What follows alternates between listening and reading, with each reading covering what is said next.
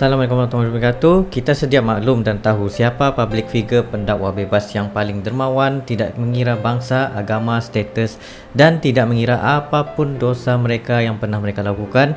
Ustadz Abid Liu memegang satu konsep, iaitu Allah sayang kita. Setiap hari kita akan lihat Ustadz Abid Liu tidak henti-henti membantu orang susah sekelip mata memberi bantuan tanpa mengira siapapun mereka. Baru-baru ni kita digemparkan Ustadz Abid Liu mengislamkan sebanyak 4 kampung dan seramai 450 orang lebih yang terlibat mengucapkan syahadah. Tapi tahukah korang siapa mereka yang tinggal di laut ini? Menurut Ustadz Abu Muhammad Al-Iz dan dari Jain sendiri, orang bajau laut sejenis palauh ini mereka memang sedia maklum sebagai orang Islam yang tidak mempraktikkan Islam dan tidak ada dokumen yang sah untuk dikategorikan sebagai Islam. Disebabkan itu mereka tidak mempunyai sebarang pas. Dan seperti yang dikatakan oleh Ustadz Abu Muhammad Al-Iz, cara mereka juga berbeza daripada kita. Mereka ada cara mereka sendiri dan sukar untuk mendengar kata-kata, selalu meminta simpati, apatah lagi bila diberikan sesuatu. Mereka akan ikut apa yang diarahkan oleh si pemberi. Kebanyakan mereka ini mengendong anak ke bandar dengan meminta sedekah dan simpati kepada orang ramai. Memang ramai orang akan cakap selagi tidak kenal dorang ni, selagi itu tidak tahu perangai sebenar dorang. Disebabkan bermacam-macam NGO telah memberikan mereka bantuan yang pelbagai untuk kelangsungan hidup. Mereka tetap dengan cara mereka sendiri yang kita sendiri tiada hak untuk kawal. Tapi mana kita tahu kan, banyak-banyak NGO Ustadz Abid Liu yang dapat menangkap hati mereka-mereka ini, sedangkan Ustadz Abid sendiri menanyakan mereka apa itu Islam, apa agama mereka, dan tidak ada satu pun dapat menjawabnya kerana mereka sendiri tidak tahu caranya. Bayangkan Ustadz Abid Liu sudah pun bekerja sama dengan unit tentera, polis dan memang sudah pun diluluskan untuk mengagihkan bantuan di sana.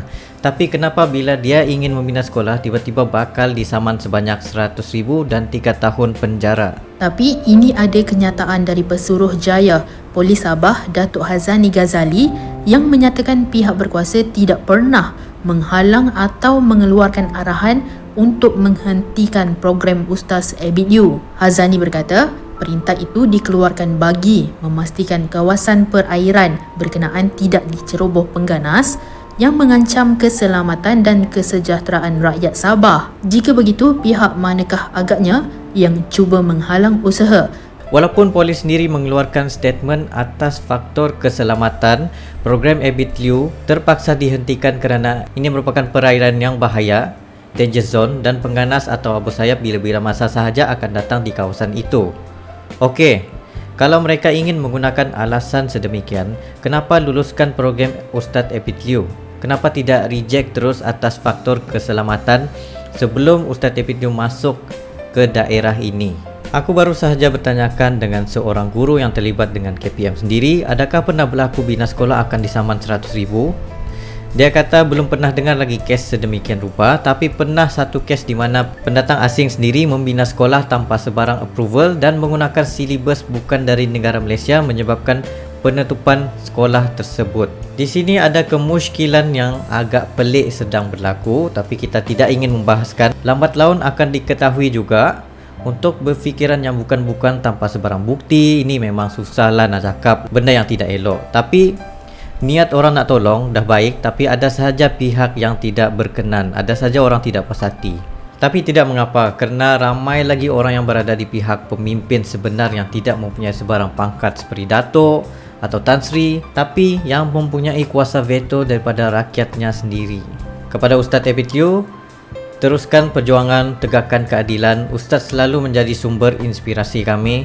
Yang terakhir, Allah sayang kita. Apa-apa pun sebarang konspirasi yang pernah berlaku ni, tanda tanya yang tidak pasti, kita just anggap benda yang positif yang mereka cuba untuk mengawal perairan ini daripada kawasan yang membahayakan orang ramai.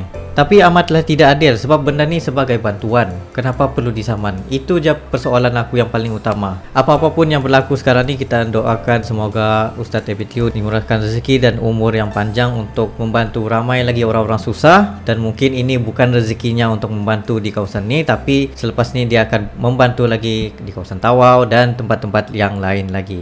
So itu saja daripada saya, Pak Ciri. Thank you very much for watching. Jumpa lagi next time.